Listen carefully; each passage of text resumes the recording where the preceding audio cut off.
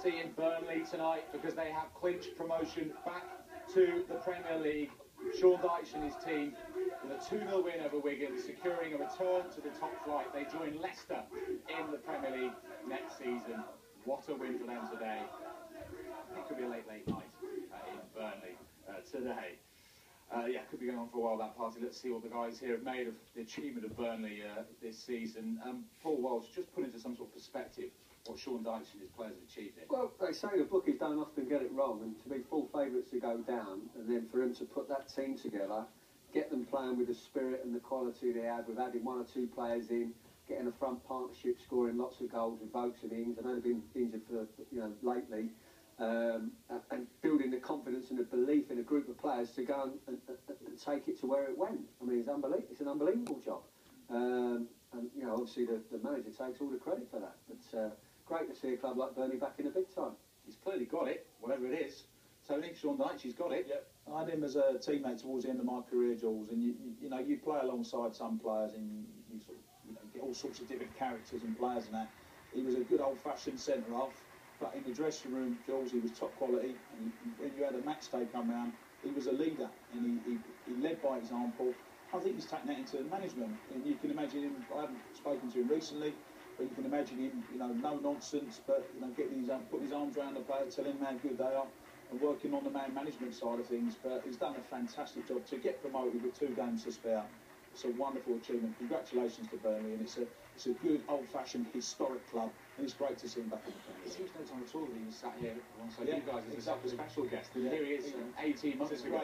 He's now a Premier League manager. I know, incredible, but he's done a good job at Watford, didn't he? We shouldn't be surprised, really. Yeah, absolutely, incredible sacking. It was terrible, but you can't praise him enough. And the hard part sometimes is when you get to the front, or you get in that top 2. The pressure's on, and you get all those pressure games and that. And him as a manager and those players have handled the pressure, and they've just kicked on. When we all thought QPR and everyone were going to catch him, they've stayed up there. And like I say, congratulations to them. And Neil, they've got to enjoy the moment. Of course they have. They've got to enjoy the summer. But already the questions will start to come. How will they fare next season? How do you think they'll do? How much do they need to change? Do they need to change much for the top flight? Well, they'll need to strengthen, certainly in key areas, but as the lads have said there, Ings and Vokes, the goals that the pair of them have scored throughout the season. I mean, Sean Dyche had a big decision to make in pre-season. He loses his top scorer, Charlie Austin, for a few quid to QPR, and he doesn't spend it because he believes what's in the squad with Ings and Vokes. And these two hadn't really played a great deal together. They didn't score a lot of goals together, but they struck an unbelievable partnership together, scored so many goals. And even you look at how many players they've used this season, one of the fewest amount of players they've used in the Championship this season. So they haven't had a massive squad, but it's a massive achievement there for Sean Dyche. I think it's going to be a big task, like it always is. But we've seen Crystal Palace, they were promoted last season with the playoffs, and they're comfortably going to stay up this season. They can two playing the top flight together and score goals. I think he can. I'm always shooing that England score goals at a higher level. I really do. I think Sam Vokes has developed. I do think it's Chelsea. We always say, well, how can they do? Don't forget, he's got a really low budget there. His acquisitions, I mean, even Ashley Barnes now. Actually, he recruited Ashley Barnes at a good time. He's popped up some crucial goals when Vokes and Ings weren't in the team. Look at Trippier, he can easily play in the Premier League. The keeper's done well. Shackle's been outstanding alongside Duff at the back. So, they should enjoy it. It's a fantastic achievement in lots of ways. It's the best achievement in the division. I know Nigel's done magnificent, but given the budget he has, Sean has done a magnificent job. And Ian, you've been in this position as a manager coming up. Yeah.